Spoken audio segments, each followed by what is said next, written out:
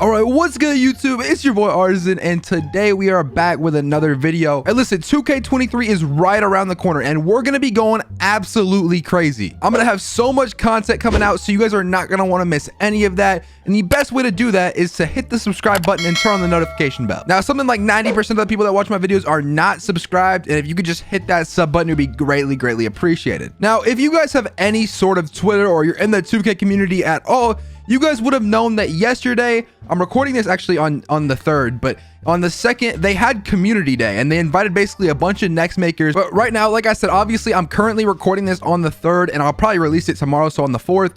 But on September 6th, and I'll probably have a few tweets from the people that were there saying this, the embargo for their content and what they recorded at this event, at this community day. If you guys don't know what community day is, basically a day where 2K invites a bunch of creators out and they all get to play like a demo version of the game or even sometimes the real game. And then usually they can record or just get info about it so they can make a video. And the embargo lifts on September 6th. So that's when they can actually post the stuff that they got from the community day. So they can't post it yet. And so make sure you guys stay tuned. Probably on September 6th, we're going to get some pretty big news about the builder. And I might make another video right before 2K23 actually drops, because it drops in like the 8th, technically the 9th, but it's like the 8th at midnight. But basically we're gonna get more specific build oriented stuff very soon. But in this video, I'm just gonna be going over some things because obviously I don't think we're gonna be able to test the builder before we get on the game. And there's gonna be some things that you are going to want to know in order to make your first build correctly, and you don't want to mess it up. And so what we know so far is that the builder this year in 2K23 and current gen and next gen, I think it's a very similar builder to each other. It's almost the same,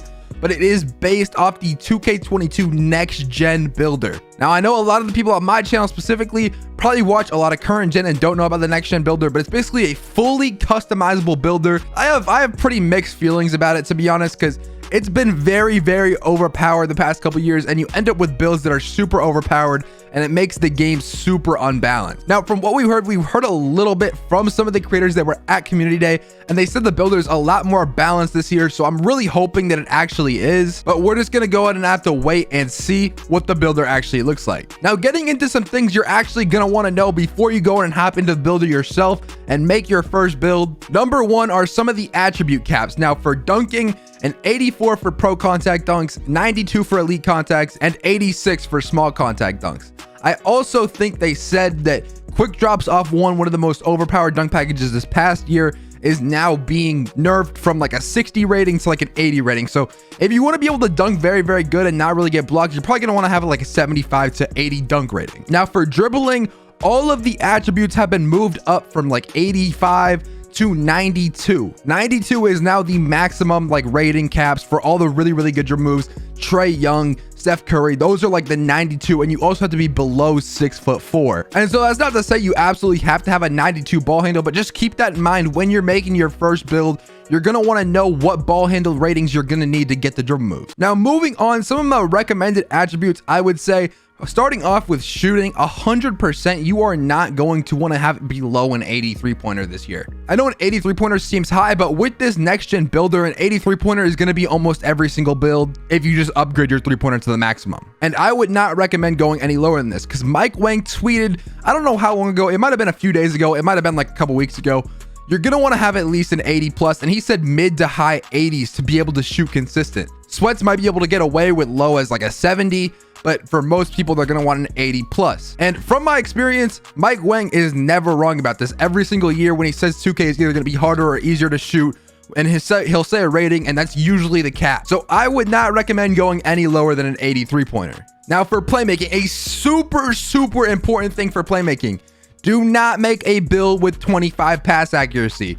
Your passes are literally going to be going slower than like a turtle, bro. Like Franklin the Turtle, they're going to be going slower than Franklin the Turtle. I would say to try to get to at least like a 65. 65 would be recommended. If you can go higher over, I would try to get to like a 70 and get some bullet passer on your passes. Otherwise, it's going to be very bad. And for a dribbling build, I would not go any lower than 70 ball handle. And honestly, for me, I'm not going any lower than 80. I think 80 is my cutoff. I'm not going to go any lower than 80. And so whatever height and wingspan I can make my build in order to get 80 ball handle, that's where I'm going to be going. Just because I feel like there will be very good dribble moves that you will unlock at 80 ball handle again. Like last year, there are going to be more dribble moves just like that this year at 80 ball handle. And one last thing for these recommended attributes, are that if you have a ball handling build, max out your speed with ball. It's one of the most important stats possible. Make sure you max your speed with ball if you have your ball handle upgraded. And moving on into some of my recommended builds. Now, for me, any single guard build that is a 6 foot to 6'4", mainly shooting and playmaking build. Like I said, we have a completely custom builder now, so it's not going to be a pie chart that's just like playmaking and shooting. It's not going to be a play shot anymore. It's going to be you just upgrade every single thing in playmaking and everything in shooting. That's all you have to do. You make a minimum wingspan, 6 foot to 6'4" guard, minimum weight, and you upgrade everything in playmaking and everything in shooting. And then whatever attributes you have left over after that, you put them on your physicals and you put them on your defense. You don't care about finishing. That's literally all you have to do. It's a play shot basically, and they're super overpowered every single year, and it's not going to change just because the builder changed. It's still going to be overpowered, and they're really good at the beginning of the year because you don't need that many badges to use them. You're going to be able to shoot and you're going to be able to dribble without having that many badges. Now, if you're not looking to make a guard, another guard you also could make is like an ISO guard, but I feel like you need an actual video for that. Someone's gonna make like a super good ISO build, and I would just stay tuned for that, like when the game actually drops, and don't make your build immediately. But if you're not making a guard, anything for spot ups, locks, or centers right here, you're gonna want to make something that has pretty much max defense and max shooting. Those are the two most important categories if you're playing lock or center. Just literally make a build with max defense and max shooting, and you will be just fine at the beginning of the game. You may not make the perfect build off rip if you're not following a video or following someone else's build. As long as you have shooting and defense, you're gonna be solid.